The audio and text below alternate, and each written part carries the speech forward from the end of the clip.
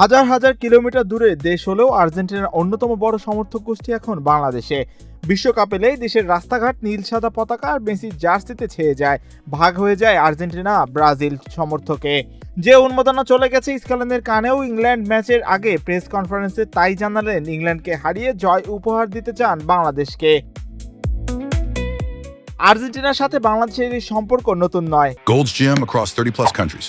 With over 700 plus locations worldwide. Train anywhere, belong everywhere. 2011 সালে Lionel মেসিকে নিয়ে Argentina ঢাকায় এসে নাইজেরিয়ার বিপক্ষে একটি প্রীতি ম্যাচ খেলেছিল।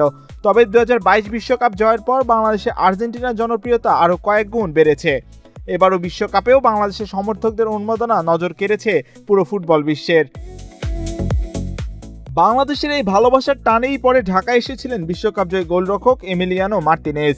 সম্প্রতি এক সংবাদ সম্মেলন শেষে এক বাংলাদেশি সাংবাদিক নিজের পরিচয় দিলে বাংলাদেশ শব্দটি শুনেই থেমে যান এমি।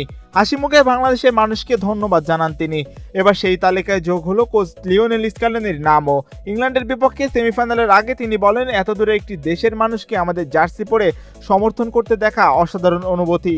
আশা করি আমরা তাদের একটি জয় উপহার দিতে পারবো।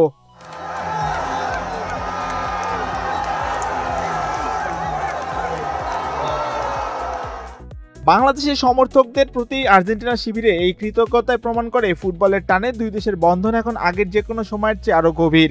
আর আর্জেন্টিনা ভক্তরা আরও বেশি খুশি হবেন এই ভেবে যে তাদের এই নির্ভেজাল ভালোবাসা, ত্যাগ আর পাগলামো পৌঁছে গেছে বিশ্বকাপ জয়ী আর্জেন্টাইন কোচের কাছেও। ইংল্যান্ড ম্যাচের আগে যা সমর্থকদের জন্য বাড়তি পাওয়া। মাহিউজ্জামান, বাংলাদেশ প্রতিদিন।